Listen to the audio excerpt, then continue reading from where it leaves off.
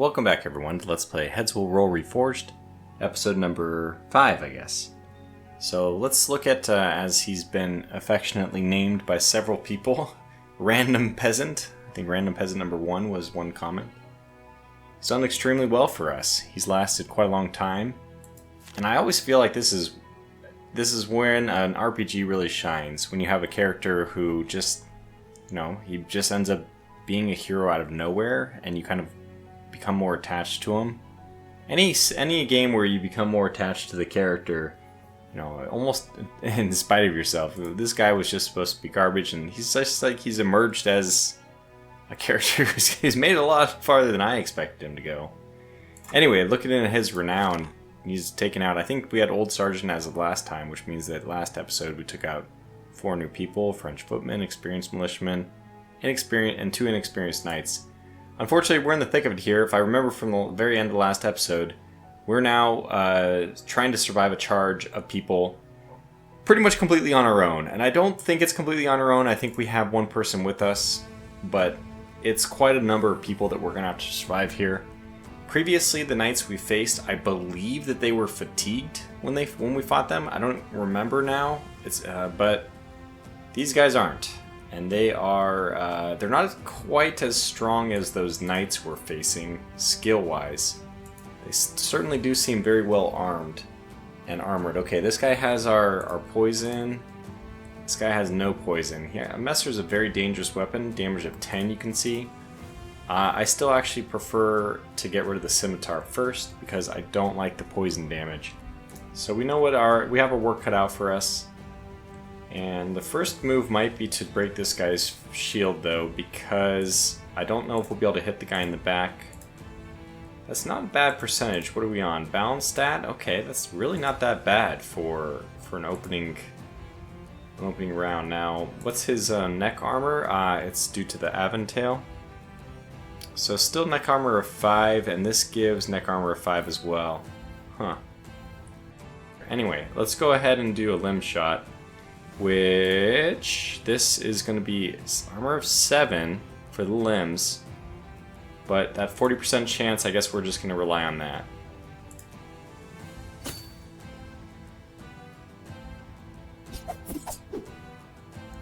Okay, shield bash to our companion, knocked him down, stunned him, my goodness, and then hit him with a crossbow bolt. Well, that poor fellow, he is not off to a great start.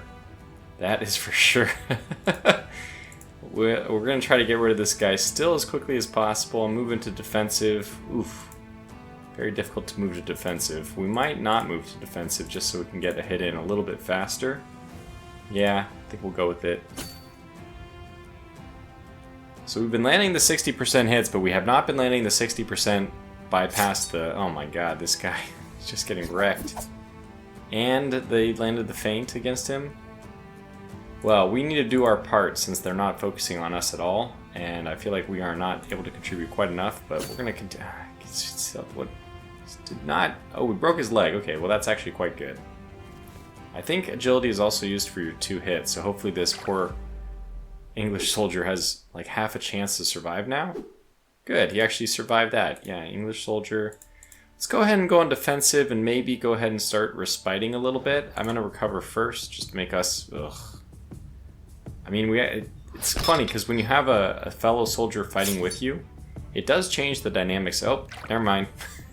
He's gone. I was going to say it changes the dynamics because you no longer have to worry about... I mean, you do have to worry about timing because they're going to start killing your buddy faster. In this case, when we're by ourselves, we know that we just need to keep our... I mean, we're not under the same time pressure. We're not trying to save anybody. You do kind of want to save your companions just to have them around when you kill somebody and the next person shows up.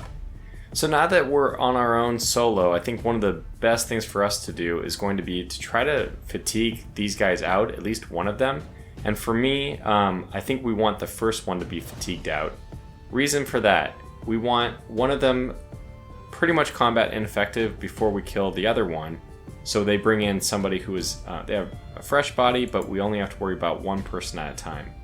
Still, for the moment, I'm going to do another recovery, and then my plan is actually to destroy this guy's shield. And the reason for that will be I want to get more respite tokens.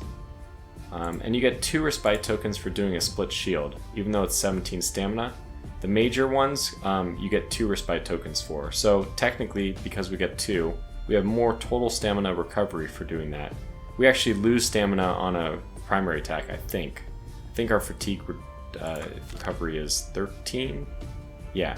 Stamina, okay, it's 12 for fatigue recovery, sorry. So we lose 1 point, but we gain if we split shield. So let's see, I hope we're splitting the right shield here. Let me just make sure we are. But 100% chance, let's just, I mean, we're in defensive stance already. What does it look, oh wow, 100% against somebody who we are definitely interested in hitting. And actually 50% for neck, let's go for that. Didn't quite get through, but now we inflicted bleeding upon 4 turns of bleeding as well, on top of the agility. I think we're in very good shape against him. Okay, now let's start recovering and then respiting. I'll even take that failed recovery. We're up to about 60, I think that's good. And, so 1 more turn and this guy will have... Good, we resisted. He'll be in the next tier of fatigue. I'm not too worried, this guy's just pure damage. We do have armor as well that should mitigate anything. But, yeah, he's all the way back up to full now. It's good. Now he's at winded. This guy's still holding strong. We have, I think, a few more turns before people start making fun of us and calling us a coward. Ah, they got the feint. So that's actually a bad thing because obviously we don't get a token for that, a respite token, but it does inflict 10 fatigue upon us. Anyway, we'll do the recovery first and probably attack this turn. I probably could have attacked last turn. Let's see what our chances look like. Still 100%, I guess because of his agility, he just can't dodge at all. I'll take the guaranteed hit. Oh wow, we cut his arm muscles now too. So he's just, this is perfect. Absolutely what we want to do at this point is let the last guy live, surprisingly enough. We want him to live. We want him to live and get very fatigued. So we might do 1 more attack against him with his limbs. And that won't take us over the limit, so this is good. That was only 3 fatigue. But... yeah, he's almost to level 3, and then I'll feel very good about things. Alright, recover first. And I wanted to follow up a little bit. Yeah, he dropped his helmet and everything, so he's not in good shape. I want to follow up a little bit about the last fight. It was very cool to read a lot of the positive feedback about how we survived the fight with only 3 hit points. I think that even if we had died, we pretty much played the percentages, maybe not. Yeah, I just want to echo, I think I already said this in the last fight, but it's all about just playing the odds. And I think the odds were favored us doing exactly what we did there. So the fact that it worked out is cool, but it's a bit of RNG, right? Now I did get the sense as the battle, towards the last half of the battle, we had already kind of crossed the important threshold. Once his fatigue got high enough, his chance of hitting us was very low, and every time he missed, it was getting lower.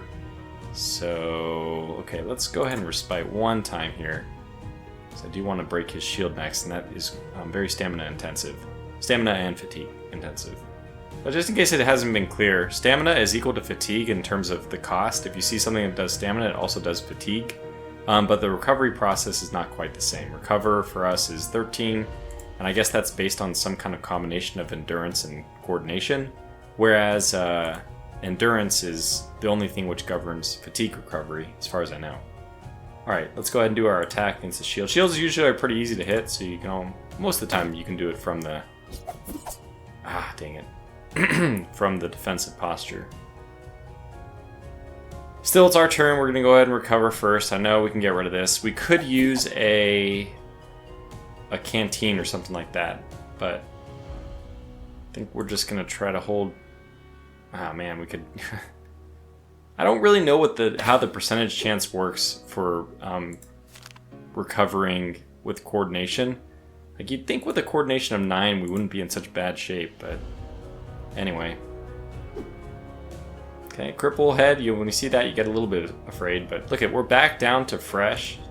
The long battle, this is the one we always knew we'd win. So we're in very good shape now. Probably it's time for us to start going against the first guy. I don't want to accidentally kill the second one now. Although, you know, in either case we'd be in good shape since they're both worn down quite a bit. There's the shield break. We're also fatigued, which I should note, and immediately... Good, didn't miss. Didn't hit me.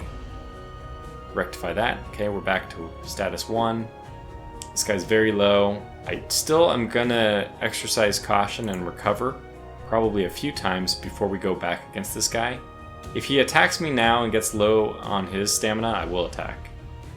But we're gonna wait and see if that happens first. We can do another recovery after this. Okay, good.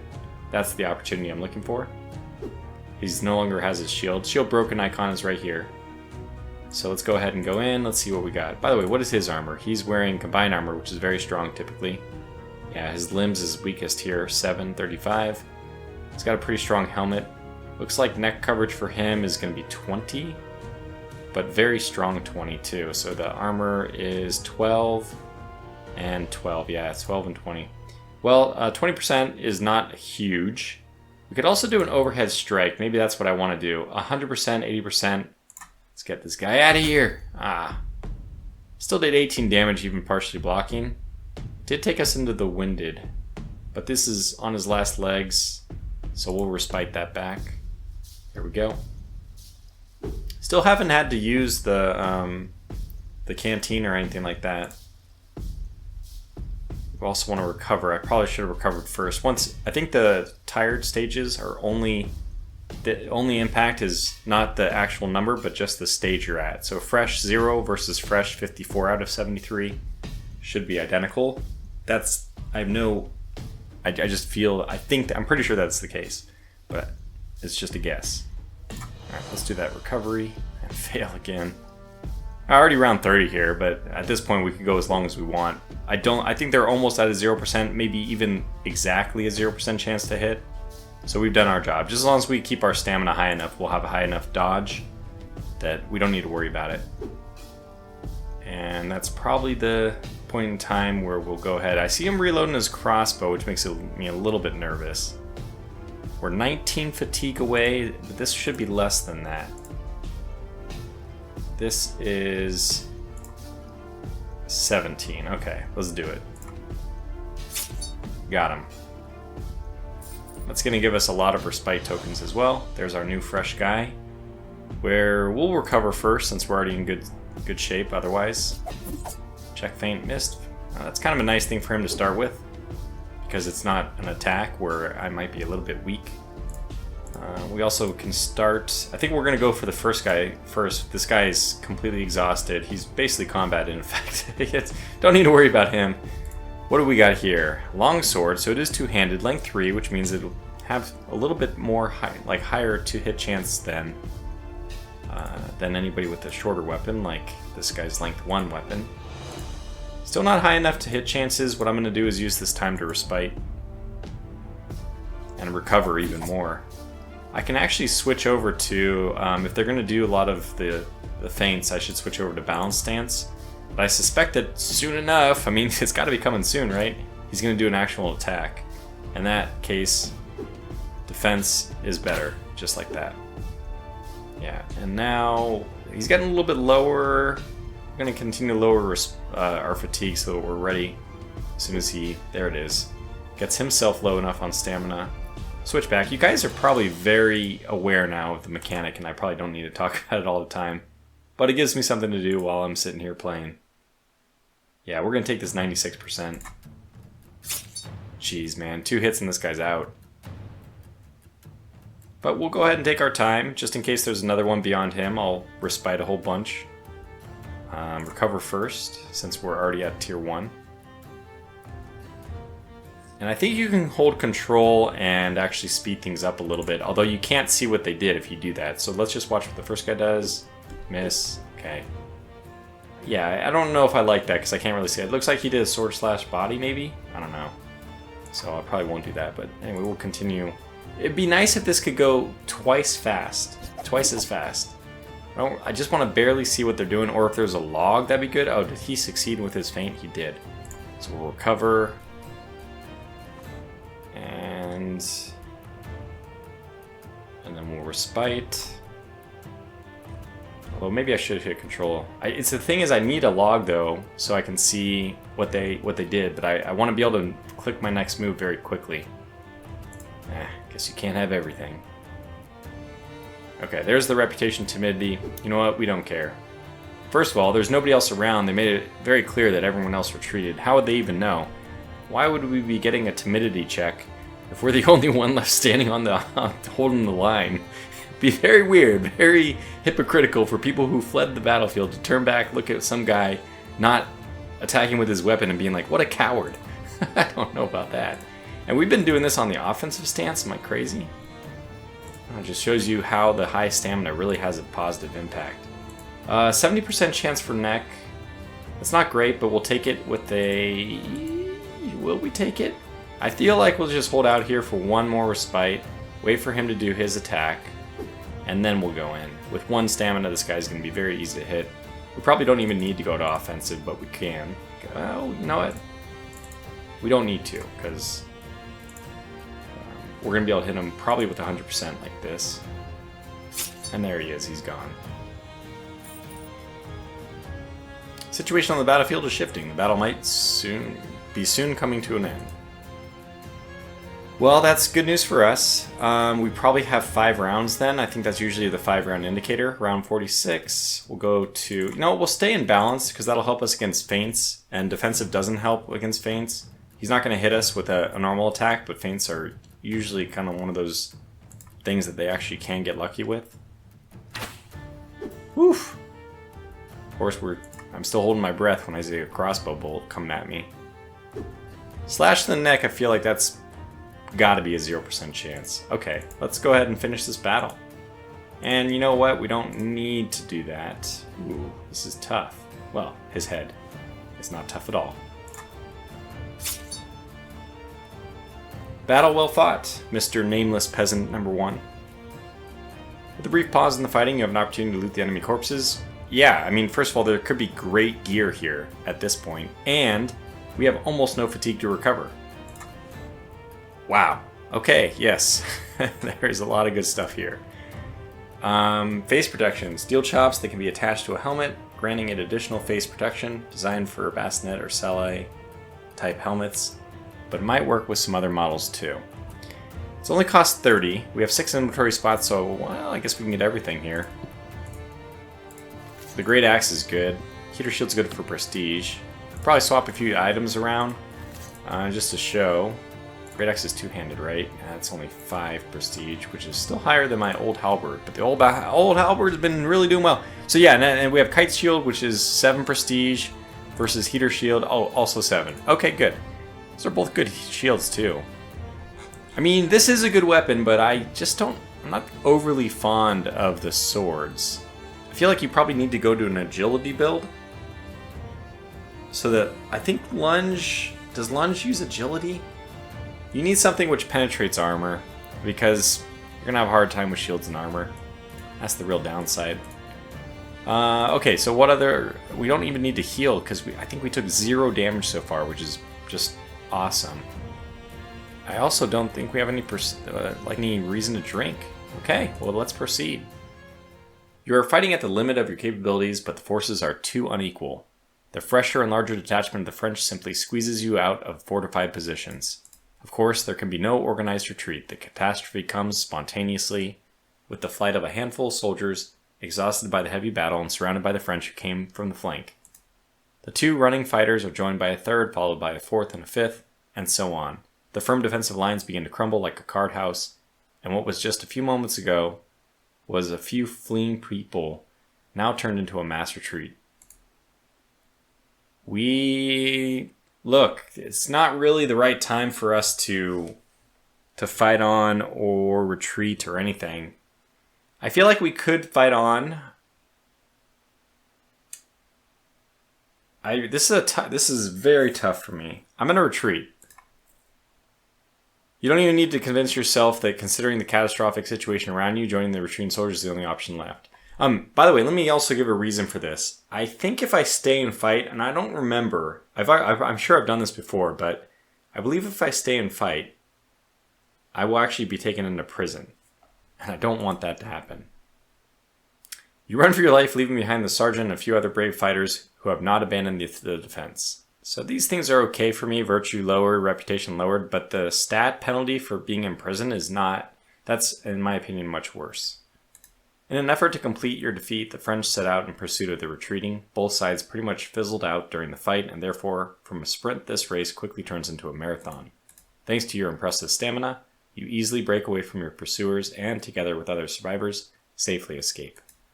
This concludes the battle for you. You find shelter inside the city walls where hundreds of other retreating soldiers are already flocking from all sides.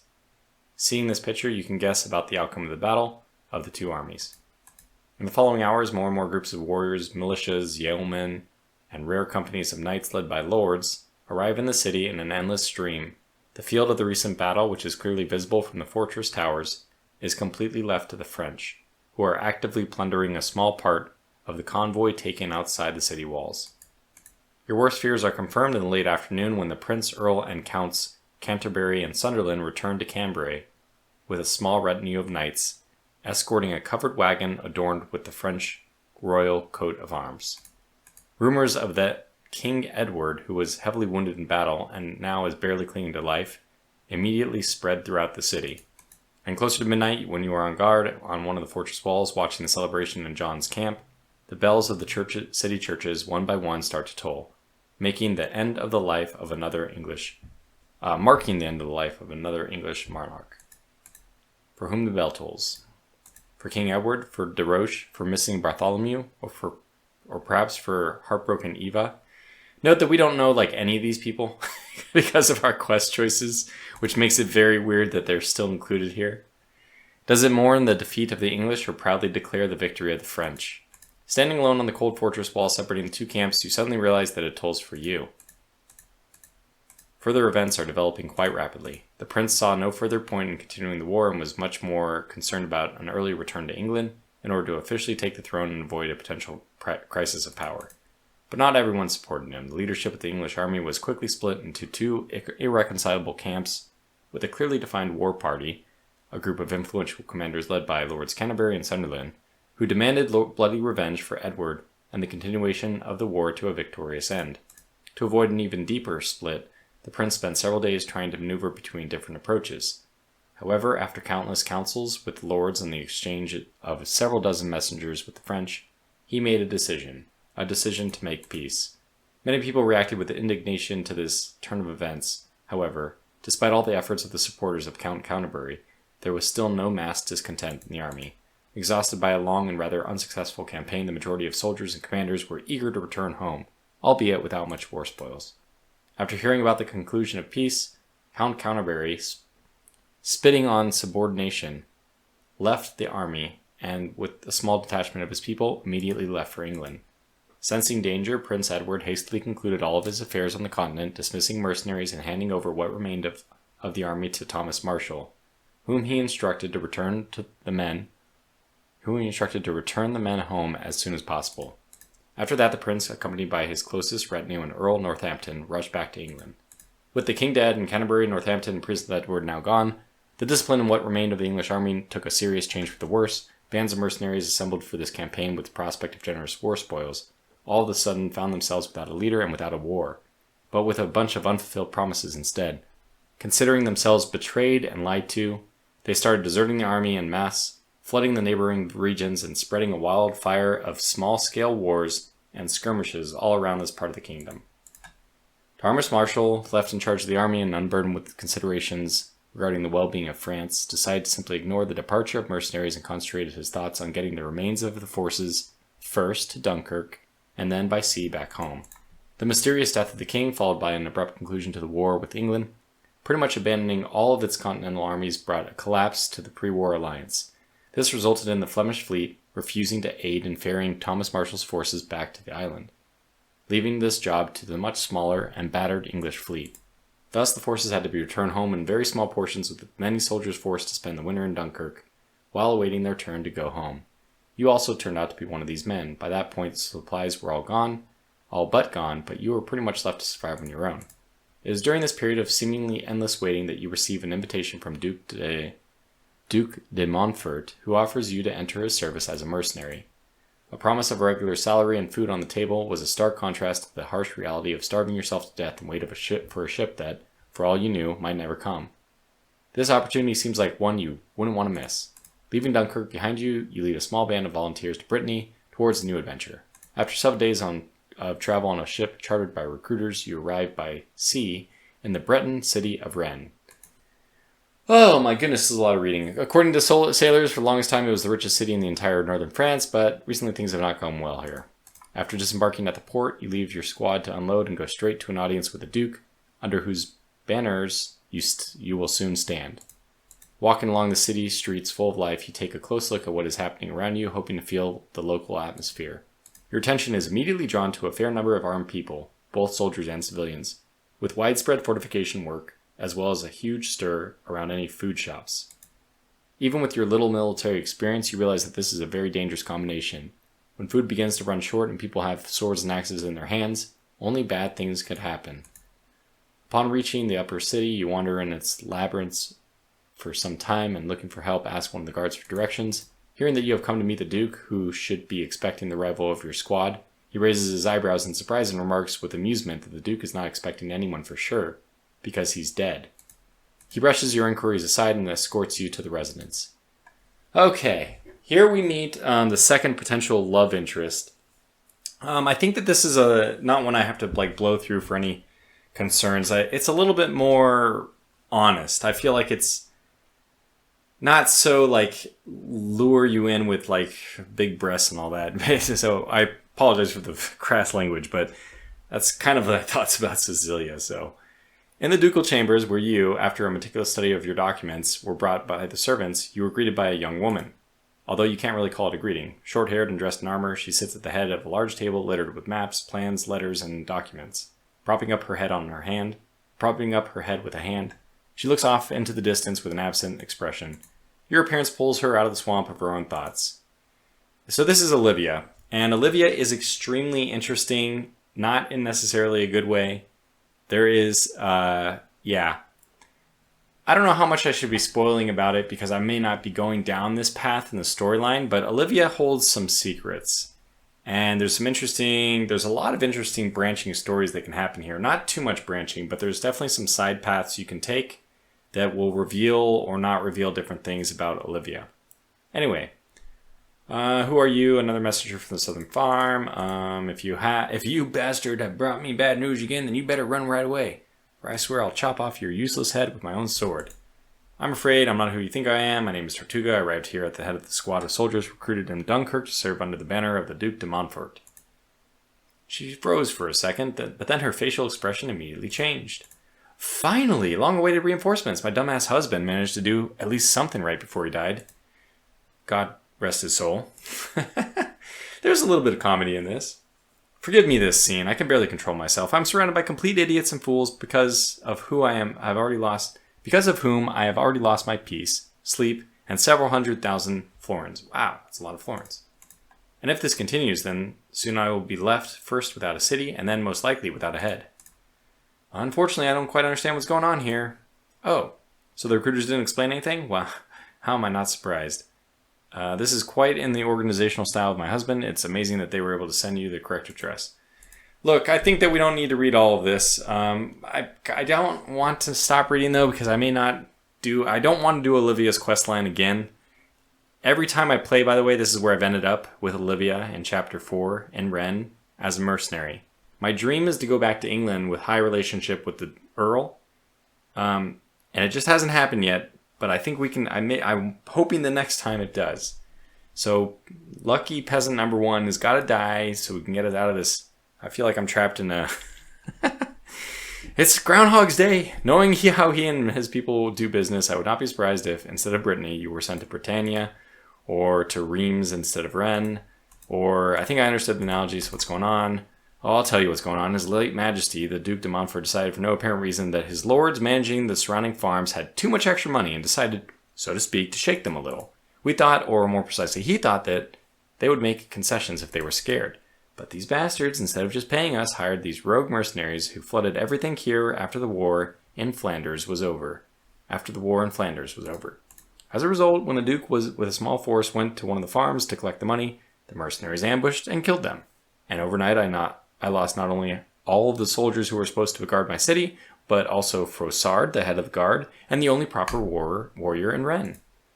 Oh, well, my husband too, although I'm not sure if it's a good or bad thing, God rest his soul. So what about the mercenaries? I suggest that we forget about everything like it never happened, but Onar, who is now at the head of the lords, apparently promised them not only money as a reward, but also the city to plunder.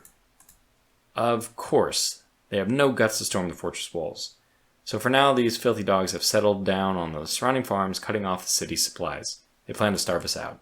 Do you think they'll be able to do it? All this has been dragging on for more than a month.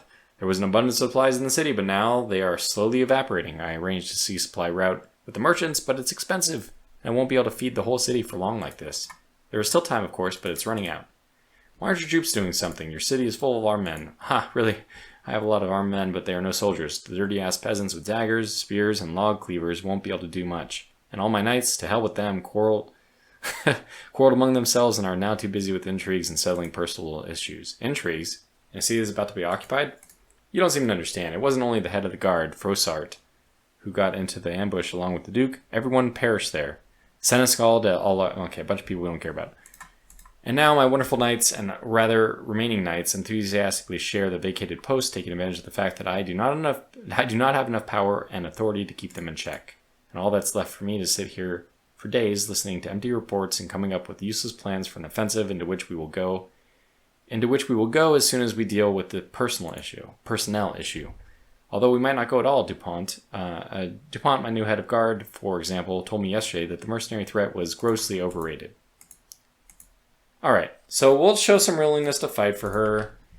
We're not going to hide here. Hooray, she likes that. She's happy. You guys can read this yourselves, I think. I'll just let it stay up there long enough for you to read it if you want.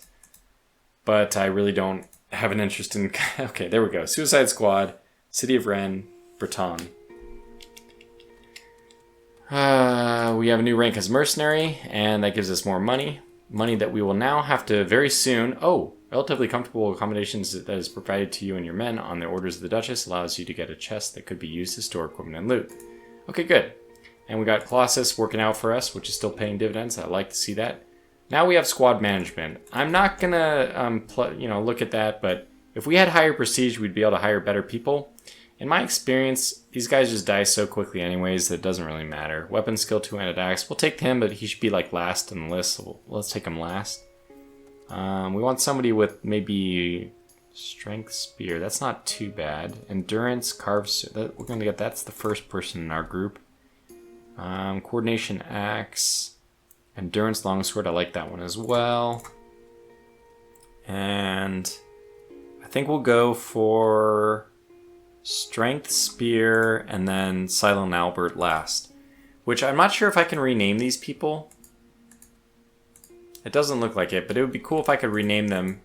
They're probably like supporters or something, but it'd be cool if I could rename them so that we had the ability to put in like, user submitted names, but I don't see a way to do that.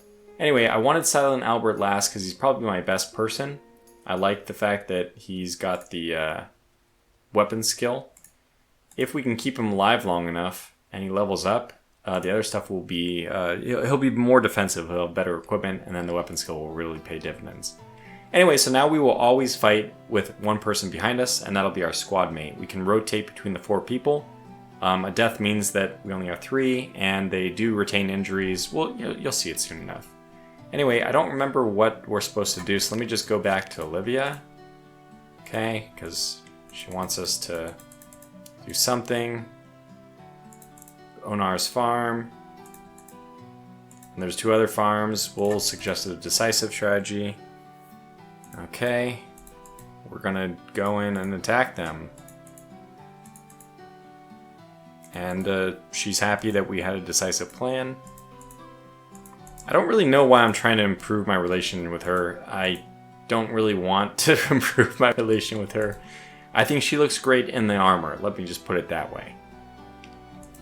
Alright, so we need to build up an army, and we need to deal with this knight guy who... we can call her Olivia. How nice. We're supposed to go deal with Dupont. After making your way past a half-dozen bodyguards, you finally reach the head of a guard's private quarters.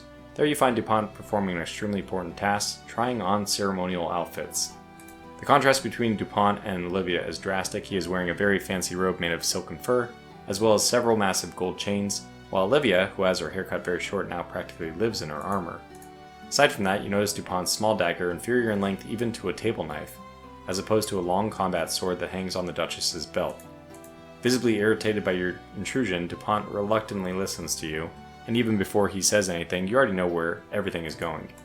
He says that the mercenary threat is greatly overblown, and these crooks will surely scatter in the coming weeks. Therefore, from a strategic point of view, it would be more beneficial to gain a foothold in the city, which is exactly what he is doing now. When you reasonably notice that since the mercenaries do not pose any serious threat, why not simply throw them out of the farms where they've taken over? Dupont asks if you even understood anything about warfare, or even understand anything about warfare. And before you can open your mouth to answer, he deliberately begins to slowly explain that the threat posed by the mercenaries is clearly overestimated because you are separated from them by a deep ditch and thick walls. But if suddenly these two factors disappear from the equation, then the advantage will definitely be on the enemy side.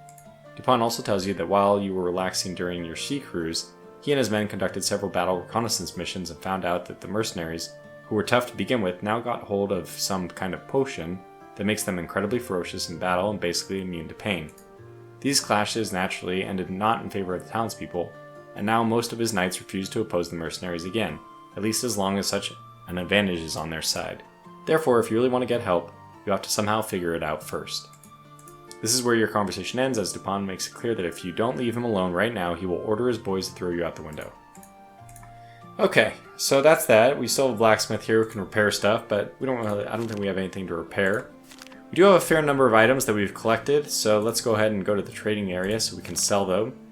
A battle belt, I think we already used, yeah, we already have that, and it's full of nice items, which is nice to see. A bandage, I don't think so. We do have some options for some better armor here. 121 for 100% and 18 versus... It's only one extra, and it's like perfect, completely perfect torso coverage and higher armor. I will say, however, that it's not that much better for 200. I'm not sure how much we'll be able to sell the chainmail for. But the penalty's not much worse either. I'm kind of torn. I'm gonna think on it a little bit. Hopefully I don't leave this screen before I, really think about it. Now we do have extremely low virtue. But this is not an item that I want for low virtue. We could always buy more leather. But we're actually set as far as the canteens go. I think we're at 7 out of 7 for the belt. Okay, well, I mean, look. 12 for this. I don't really think we need the prestige. Actually, the prestige check that we needed was to recruit new people, and we already essentially just ran right by that. So let's go ahead and sell this falcon. I like it, though. It's a really good one. We'll sell this great axe as well. I suppose we're committed, aren't we? I do like axes, but a halberd is, well, it's part axe anyways, isn't it? So we'll go ahead and sell these shields as well. And we'll sell the flail. I do love the mace build too, it's kind of fun. These will sell. We're going to have quite a lot of money, but you're going to see that with the squads you have a huge money dump. You can sink so much money into your squad mates every time to level them up, to repair their equipment, to heal them. Alright, plus 10 prestige is quite good. Actually, maybe I'll hold on to this one to just quickly equip before we hire people. Trigger mechanism, no longer important for us. Would have been useful if we wanted to actually shoot the crossbow bolt at De Roche back in Chapter 3, but we don't. I don't think I'm going to end up crafting face protection, so this is just taking up spot in our inventory. And that's that. So let's go ahead and put the playing dice on this one, yeah. Or is it this one? Yeah, let's put on the cleaver. And now we can at least do that, but we have a fair amount of money. I should not be opposed to using the money, well, for training for starters. And then we'll go ahead and rest. Well, actually we can do one more, right? Let's train. I like endurance. Boy, I like endurance. And we can visit the brothel for free. Toxicity now at this point will cost us a full amount to heal. So let's go ahead and do another training plus another training. And then another brothel. And now we'll heal this before it gets worse. Okay. And then what do we want to train? I think we still need weapon skill. Although, you know, the longer length means that this is probably not as important as it is with other weapons.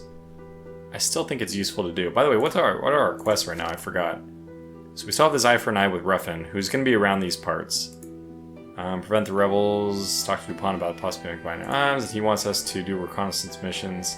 Okay, are we able to combat... Okay, welcome to Rennes. Surrounding territories of the city are being held by squads of mercenaries. Yeah, so our main goal, we can actually attack them directly.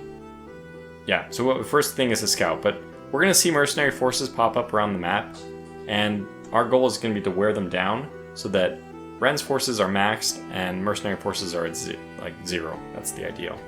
We can go to the southern farm, but let's just actually train a little bit more first. Not that I feel like we're in bad shape here. Probably the bad shape the worst shape for us is our squad is probably just going to get wrecked. Anyway, I might do 3 vitality here to level up strength. There it is. Because the extra hit points will be valuable as well. Maybe 1 more coordination. And another visit to the brothel. Didn't get toxicity, which is nice to see. We're in pretty good shape though. This character they've really done it. They've done a great job surviving. Alright, let's train with the coach.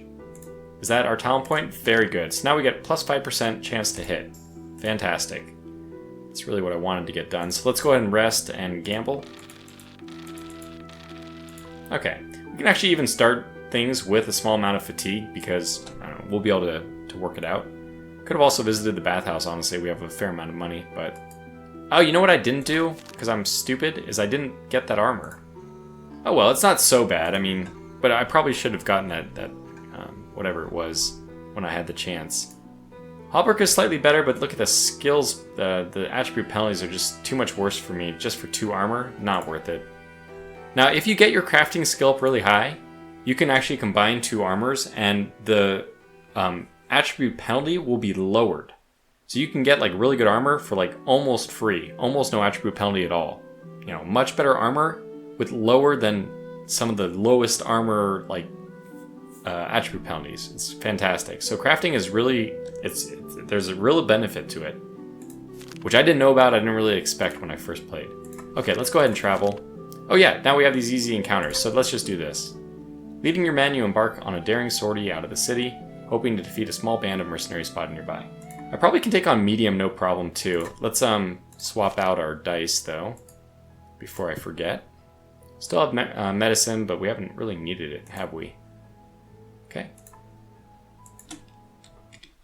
Alright, so we're fighting, this is easy, so it shouldn't be too difficult. I mean, as the name suggests. Iron Cuirass, this guy's not going to be very easy to hit. Not in the chest, at least. Limbs armor, so this guy's limbs are available. Okay, who's got poison, though? That's the one thing this guy's got a partisan, only damage of 8. Damage of 7 from his arming sword. I think we're more threatened by the partisan then. Length 5, so we'll try to get rid of the first guy. Look at our halberd and his spears are actually crossing. It's kind of funny. Alright, how does it look? Probably low? Pretty low. We can do a defense and a shield strike first. 93%. See, shield strike is usually very good. And I don't know who went after there. Oh, this is my guy, by the way. There's Oliver the Strongman. He's now maimed. Didn't take him long. This is Bard. This poor guy. So we have the ability to rotate them. Get to the next guy. Look, I can't say I'm thrilled with the fact that his strength is now 2. Compared to strength of 10 and 11. And my strength of 23, for crying out loud. But, you know, that's just the way good old Oliver the Strongman, how ironic is that? That's just the way he works. Alright, anyway, we could respite, we could go one more. So now we are always in a hurry to prevent people from our own group from dying. I actually wish there was an option to turn them off from coming in. That way you could just fight solo if you wanted to prevent them from dying. But the only way to do that is to lose all 4 of them. And, you know, I don't know, that's... Wish you could just not have them fight if you don't want them to. Anyways, let's respite. He did a shield bash, which is a strength requirement. Now, despite your name, my friend, you are not all that strong. So don't recommend the shield bash. It's like pretty much the worst thing you could choose. Oh my gosh. Well, I don't know. We're going to have to worry about you very long, Oliver. Rennes and Peasant number 1 has performed much better than you.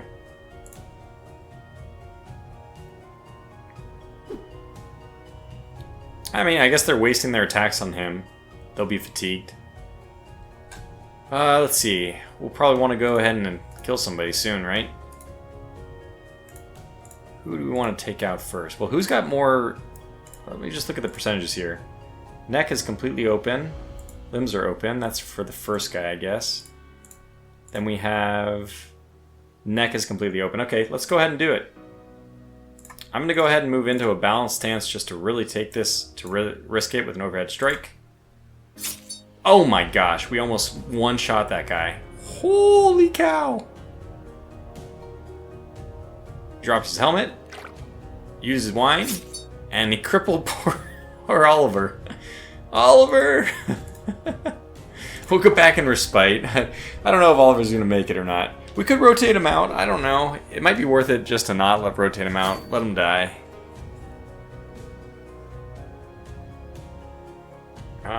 This guy will be easy to kill, but yeah, we can do it. There he goes. Head shattered. The easy ones are only 2 people, the medium are 3, and the hard is 4. I think we could handle 4 if it's like this.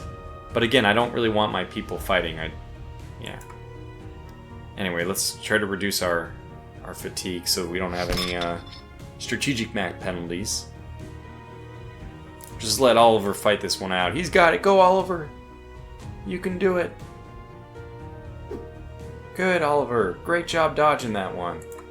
We're rooting for you. While we sit here sipping our Kool-Aid, right? Just... I'll be back in a second, Oliver. You got this. You got it, buddy. I'm just gonna rest for a little bit longer. You're doing great. Alright, we can start doing damage now, I think. What do we want to do? Yeah, 36. Not great odds here. Oh, we need to recover. We need to recover a whole bunch. Look at that! Look at Oliver! Check feint. Perfect. He failed his recovery too. That's nice to see. How are we looking? Oh, 100% for limbs. Well, I could do that. 72% if I go to offensive. I think I am just going to go with the limbs here. It's a lot of fatigue we just gave him. Oh, no, Oliver the Strongman! I really like the irony with which he named himself. I'll miss the guy. Okay, let's see. I think recovery is in order here. Who's our next one? Hey, what is this? Noggy Adelard. Alright, Noggy. He's got some kind of a shield. I mean, it looks like a terrible shield, but it actually, yeah, it's a poor man's shield. It's not the other thing. The thing that he has, it looks like, is like the makeshift shield or whatever. It's the worst one. His is slightly better, so the graphic is a little deceiving. His shield's a little better than we think. He's hit the guy twice, just hasn't gotten through his armor. We'll just keep respiting here. One more time, probably. Hey, you gotta give it to the man. He'll go for it. These guys do not attack me at all. And now this guy's bleeding. Okay, look it. I gotta step in eventually, right? 100% for the neck, we'll take it. And we one-shot him. Wow, not bad. Definitely search here. We'll take all the stuff just to sell it. Okay. Oh, toxicity increased because we loot too much. We'll just go ahead and sell that, or pay that off. And now let's see what the inventory management system looks like. I mean the squad management. Well, we have we have an empty spot we can fill. We're gonna heal poor Nagi, 50. And now we can level all these guys up, 60, 40, and 120. So Silent Albert, upon which all our hopes rest, he gets the free level up even though he didn't fight, and that's why I have him last. And you know what, I could hire a new person, I think, but I'll be okay without doing that for the moment. And I think that we're going to call this video to a close here, but the next step for us is actually to go and scout the southern farm. I'll probably engage in a random encounter on hard difficulty, although not right now, obviously, but just because it's a little more time efficient, I think, because it lowers the mercenary strength not by 1, which is what easy does, but by 3, I think. Medium is 2. I don't know if I've ever done hard, or if I have, I don't remember what it dropped by. Well, we'll just give it a try and find out. But until then, till the next one, thanks for watching, and take care.